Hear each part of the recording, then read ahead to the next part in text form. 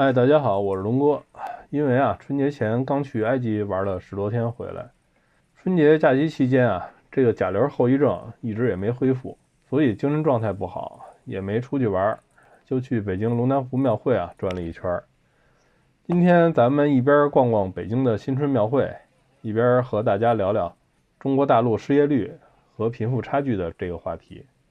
2024年以来中国大陆的经济大环境就不太好，青年失业率呢，现在国家统计局都不公布了。这个不公布的原因想必大家也知道，数字太难看，也影响稳定，对天天官媒新闻中说的稳中向好打脸太严重。然而有这么一个数据是智联招聘发布的2024大学生就业力调查报告。这个报告显示去年不是985、211这种一流本科院校的硕士和毕业研究生，就业率呢仅为33.2%，相比较去年下降了17个百分点。也就是说，2024年普通本科院校的硕博毕业生失业率上升到了67%。这很多找不到工作的硕博毕业生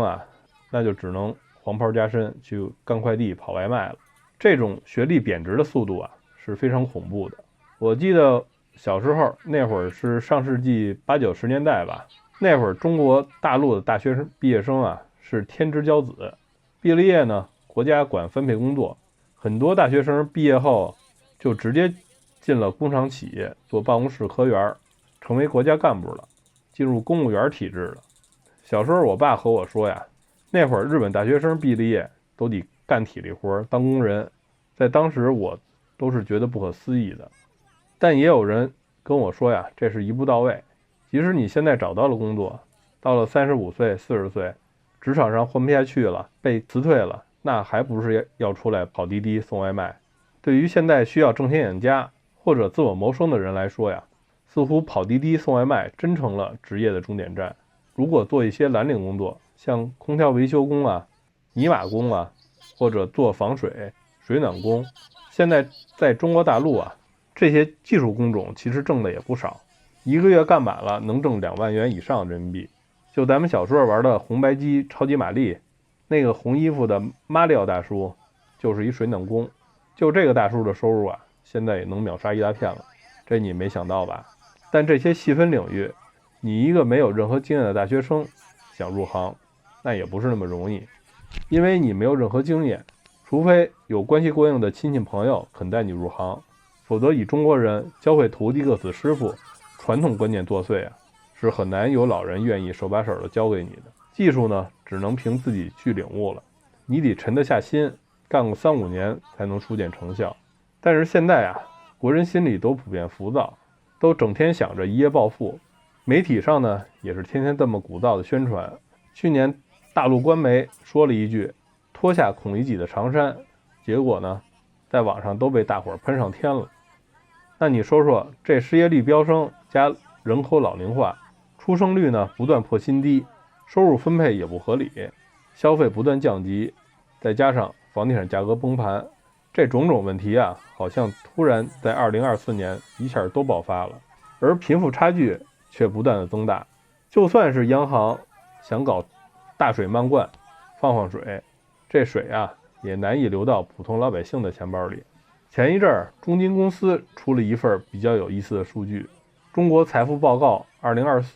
其中呢，报告指出，中国财富总量目前为790万亿人民币，其中国有资产占360万亿，老百姓的财富总量呢是430万亿，而在这430万亿中有290万亿归460万的富人群体所拥有，有110万亿归9900万的中产阶级拥有，最后剩余的30万亿才是归最后的13亿老百姓所拥有。那这个数据还是比较权威可信的，不像平常在报纸上看的，这都是美化的数字。那这是什么概念呢？就是中国460万富裕阶层人均拥有6300万人民币的资产，腰部的990万中产阶级人均拥有110万资产，而剩下的13亿人拥有的资产仅为2.3万元人民币。咱们先不和塔尖上的富豪阶层比，就拿腰部的9900万中产和金字塔的地基13亿国人相比吧，那就是110万比2.3万，其中的贫富差距达到近50倍，这可以说是十分巨大而恐怖的了。还有一个招商银行的2024年的存款数据，其中私人银行客户就是日均资产大于1000万的这个人数只有0.076%，却占据了31.54%的财富，和下一级的招行金葵花客户，就是人均资产50万到1000万的，占总人数的2.44%，它占据了50.58%的财富。那这前面两种客户加一起不到3%的人群，占据了80%的财富，而剩下的普通招商银行客户占97.88%，他们只拥有17.87%的财富。那人均存款呢是1.14万元。前些天啊，国内有一个比较网红的经济学人，是东北证券的首席分析师，叫付鹏。他说呀，当前大家赚钱的思路要转变了，不要总想着去挣中产阶级的钱了，因为现在中产阶级上有房贷，还中年失业，还有子女教育的支出，已经没有闲钱搞消费了，并且中产阶级啊，由于房价的缩水，也快要变成穷人阶层了。你呢，得去赚富裕阶层和穷人的钱。富人对消费支出不敏感，可以以价取胜，那穷人基数大，可以以量取胜。参考日本失落30年的经济历程啊，赚这种钱才能够长久。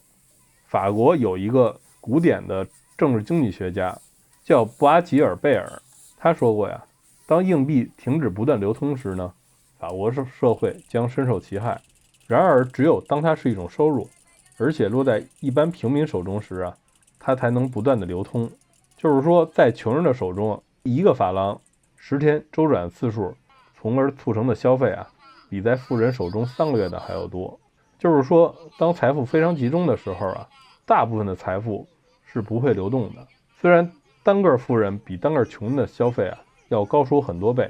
但富人的群体和穷人的群体相比较啊，规模还是太小了。而且刺激经济的主要一些消费行为是基础消费，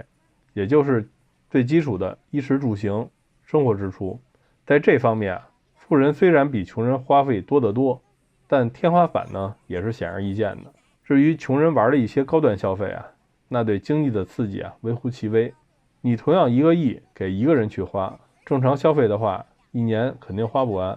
但如果把这1个亿分给1000个人呢，用不了1年也就都花光了。更关键的是啊，这花出去的1个亿会成为其他人的收入，而继续花出去，这样才能真正带动消费规模。